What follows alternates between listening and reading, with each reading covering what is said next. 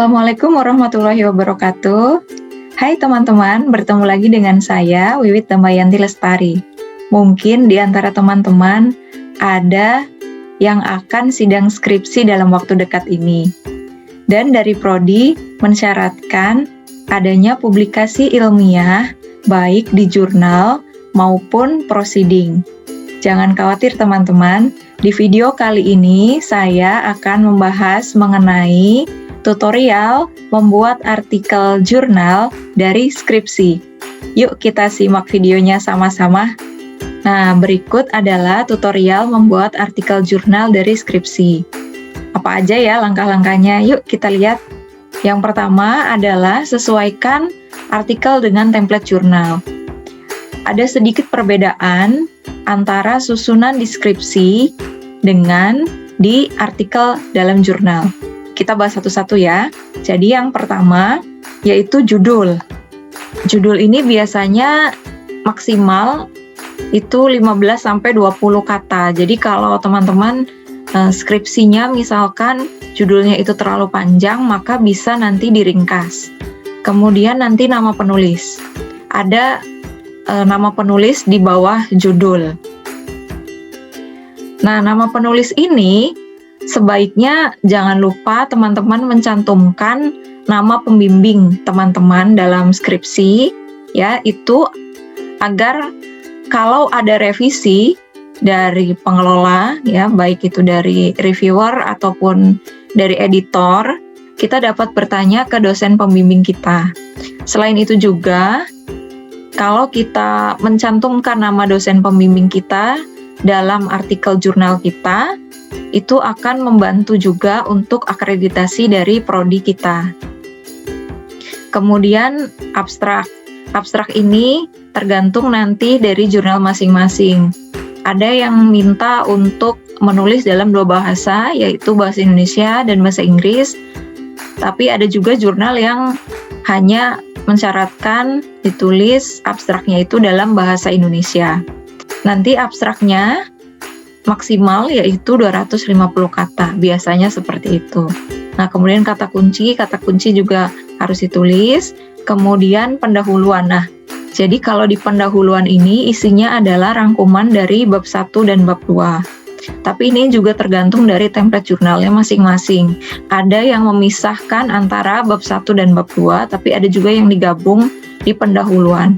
Kalau misalkan dipisahkan, biasanya nanti ada setelah pendahuluan itu ada kajian pustaka. Biasanya seperti itu. Nah, kalau tidak ada, maka itu artinya pendahuluannya itu adalah gabungan antara bab 1 dan bab 2. Jadi nanti tentu saja teman-teman bercerita dari latar belakang sampai dengan nanti solusi, yaitu biasanya solusinya adalah variabel bebas yang teman-teman gunakan dalam penelitian. Selanjutnya adalah metode penelitian. Metode penelitian adalah metodologi yang teman-teman gunakan dalam penelitian, itu ditulis, kemudian hasil penelitian dan pembahasan. Nah, di sini teman-teman memaparkan hasil penelitian kemudian pembahasannya. Ini perlu diperhatikan juga format tabel dan gambar. Kalau ada perbedaan antara template artikel jurnal dengan skripsi kita, maka ikuti yang di template di jurnal itu. Jadi kalau misalkan ternyata penulisan tabelnya itu berbeda, maka ya harus kita sesuaikan.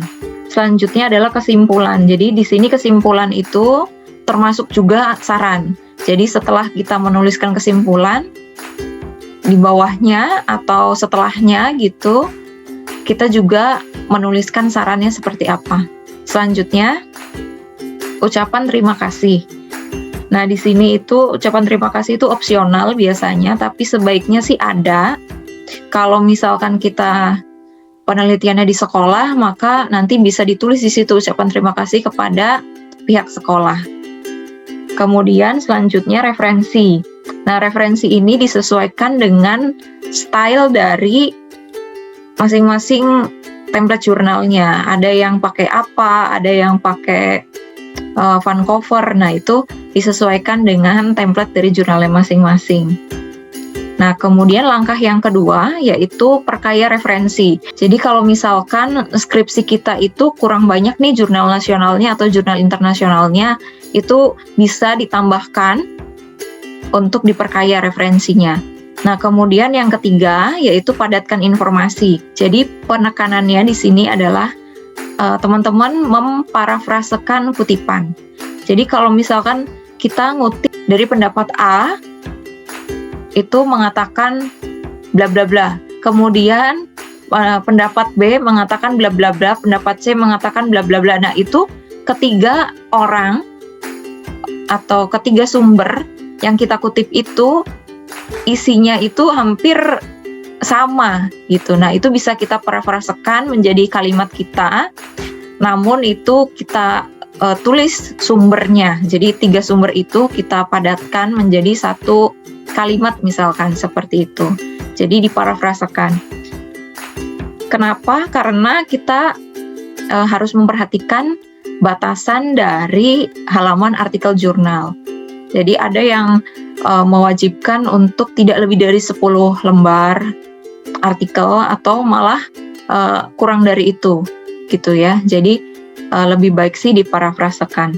Oke teman-teman, sekian pembahasan kita hari ini mengenai tutorial membuat artikel jurnal dari skripsi. Selamat mencoba ya. Terima kasih sudah menyaksikan videonya. Jangan lupa untuk like, subscribe, komen, and share. Terima kasih. Assalamualaikum warahmatullahi wabarakatuh.